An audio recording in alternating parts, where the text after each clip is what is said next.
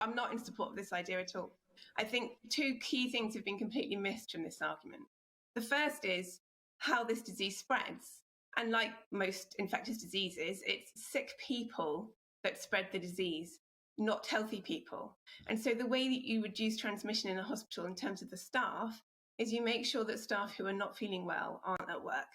It's not to do with vaccination. And the reason it's not to do with vaccination is, first off, the patients who catch COVID in hospital catch it from other patients who are sick in hospital with COVID. And we know that from a study from Cambridge University.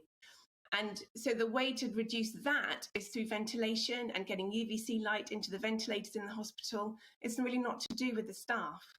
And then the other issue is that the vaccines don't stop people from catching this disease. We know this. People catch the virus when they've been vaccinated.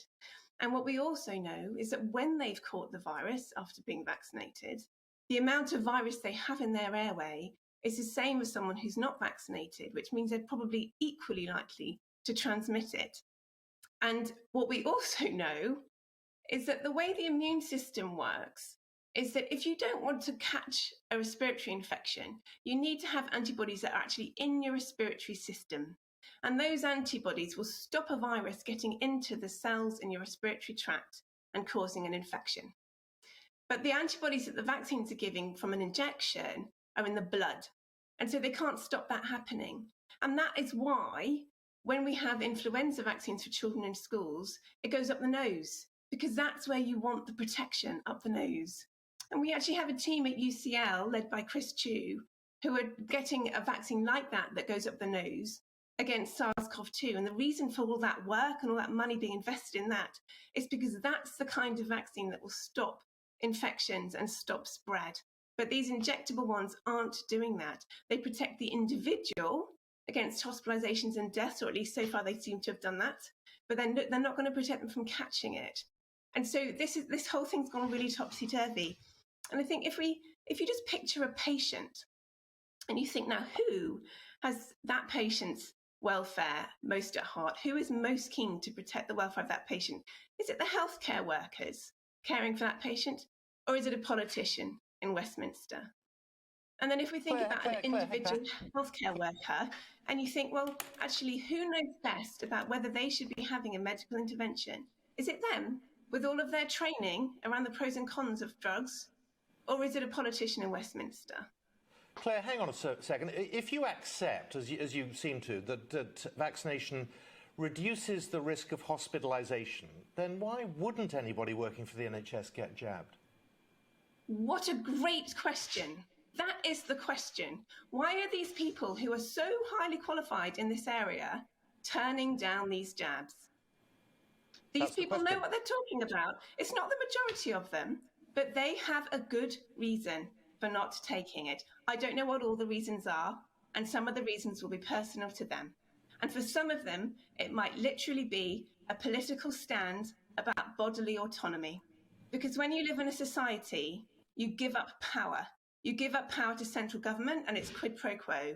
You give up power to local government. You give up power even within your local friendship groups in order to have those friendship groups. But when you've given up power over your own body, you have no power left.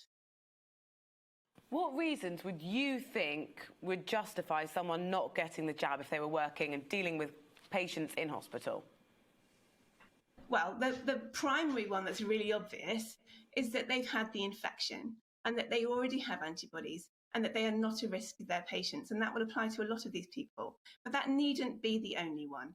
They may have had problems with anaphylaxis with other injections. They may have had other clotting issues in their history. They may have just read enough to understand that actually the number of people you need to treat to prevent a hospitalization doesn't quite add up with the risks from these vaccines, especially when you're young.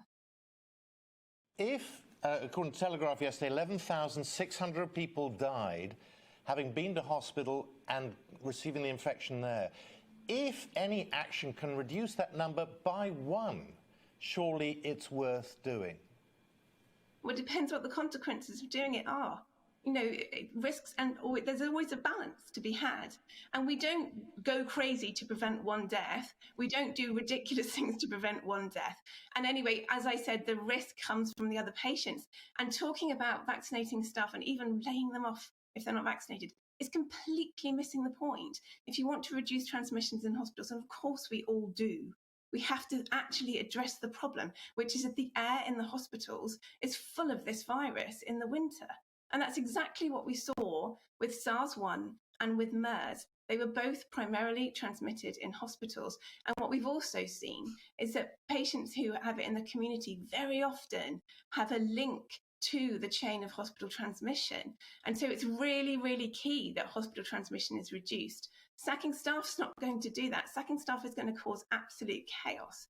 And they will be sacking staff. So I know they're portraying this as an incentive to get vaccinated, but they know full well people would rather lose their job than have this jab. And that's because of what they understand about these vaccines. And if that happens, the NHS will collapse. And that's why they've postponed this to April.